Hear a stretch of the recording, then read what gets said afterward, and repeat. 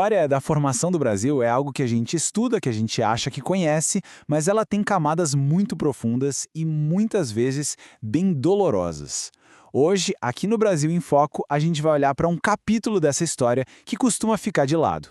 Vamos falar sobre uma conquista que não foi feita só com canhões e espadas, mas com um inimigo invisível, silencioso e absolutamente devastador. Essa é uma análise de como as doenças foram, na verdade, uma das principais ferramentas no extermínio dos povos que já estavam aqui. Essa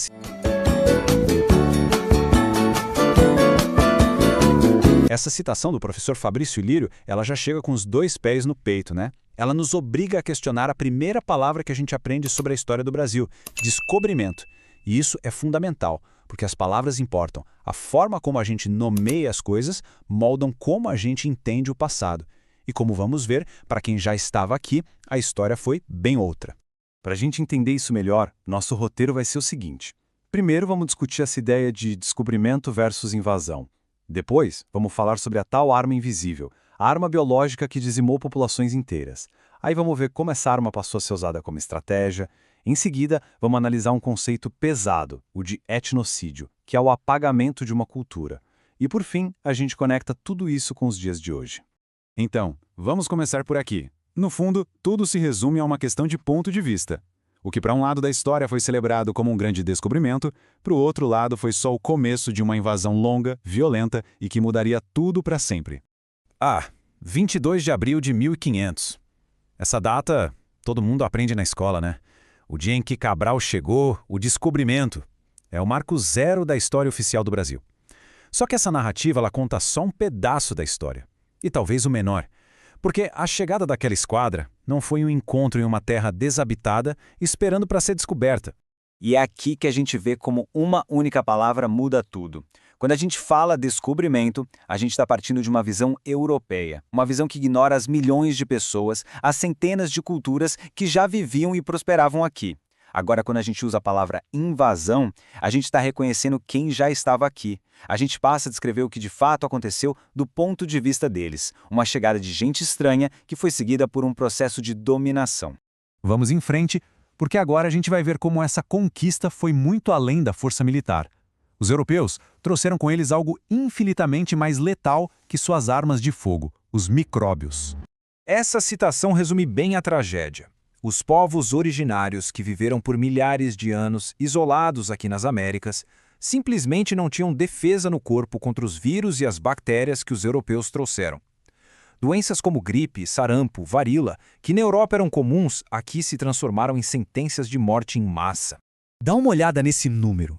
30 mil, essa é a estimativa de indígenas que morreram em um único surto de varíola lá em 1563. E o mais assustador, essa quantidade de mortes aconteceu em apenas 3 meses. É um número que, mesmo sendo uma estimativa da época, já nos dá a dimensão do que foi essa catástrofe.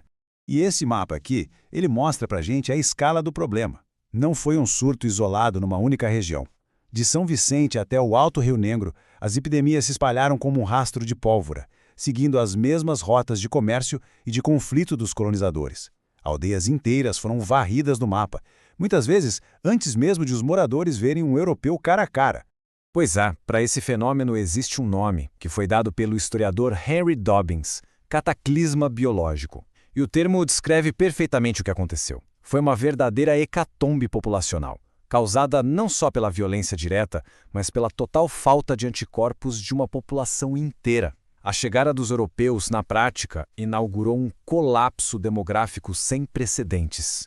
Agora, a história fica ainda mais sombria, porque o que começou como uma consequência não intencional da chegada dos europeus, muito rapidamente se transformou em uma tática de guerra, uma estratégia deliberada de extermínio. A resistência indígena à invasão era muito forte. E os colonizadores, que muitas vezes estavam em menor número, não demoraram a perceber que a doença era uma aliada poderosa para eles. A fragilidade imunológica dos nativos virou uma vantagem estratégica, que passou a ser explorada para enfraquecer, desmoralizar e, no fim, eliminar os grupos que não se submetiam. E os métodos usados eram de uma crueldade calculada. Existem vários relatos de colonos que abandonavam indígenas doentes de propósito para que eles voltassem para suas aldeias e contaminassem todo mundo. Ou a tática de deixar roupas e outros objetos infectados com varíola perto dos territórios indígenas era uma forma primitiva, mas terrivelmente eficaz de guerra biológica. E às vezes nem precisava de uma ação direta. A simples omissão de socorro já era uma sentença de morte. A morte física de milhões de pessoas foi, sem dúvida, um genocídio. Mas o projeto colonial ia além. O objetivo não era só matar os corpos, mas também apagar a cultura, a identidade, a alma de um povo. E para isso também existe um nome: etnocídio. Se o genocídio mata o corpo, o etnocídio mata a cultura. É o que acontece quando se proíbe uma língua, se ataca uma religião, se destrói uma organização social. É uma forma de fazer um povo deixar de existir, mesmo que algumas pessoas daquele povo sobrevivam fisicamente. E esse mapa nos dá só uma vaga ideia da riqueza cultural que foi perdida. Tupinambá, Potiguara, Caetés, Goitacás. A gente não está falando de índios genéricos. Eram centenas de povos diferentes, com suas próprias línguas, costumes, visões de mundo. O etnocídio foi justamente o apagamento dessa imensa diversidade humana. As consequências vieram em cascata. As epidemias desorganizaram a sociedade, porque matavam os mais velhos, que eram os guardiões da memória, e também os mais novos. Quando a medicina tradicional dos pajés não curava as doenças novas, esses líderes espirituais perdiam sua autoridade. E um povo doente, desestruturado, sem liderança, obviamente perde sua capacidade de resistir, o que abre caminho para a dominação total e, em muitos casos, para o completo desaparecimento daquela etnia. Bom, tudo isso pode parecer uma história muito distante, de 500 anos atrás, coisa de livro de história. Mas as estruturas de violência e de vulnerabilidade que foram criadas naquela época continuam a ecoar até hoje. E essa é a pergunta que realmente importa, né? Porque a história não é só sobre o passado, ela é a fundação do nosso presente. E a verdade é que, de muitas formas, a conquista, na verdade, nunca terminou. E esse dado aqui é a prova disso. Durante a pandemia de Covid-19, a gente viu a mesma dinâmica se repetir. A invasão de terras indígenas por garimpeiros e madeireiros não só destrói o meio ambiente, como também leva doenças para dentro das comunidades. A mesma vulnerabilidade biológica, que hoje é agravada pela vulnerabilidade social, continua sendo uma ameaça real e mortal. A história tragicamente se repete. E a gente termina essa análise com essa reflexão. Chamar invasão de invasão e etnocídio de etnocídio não é só uma questão de ser historicamente preciso. É um ato de reconhecimento. De reconhecer a violência que está na fundação do nosso país. E reconhecer é o primeiro passo para a gente entender as raízes de muitas das nossas desigualdades de hoje e, quem sabe, pensar em construir um futuro diferente.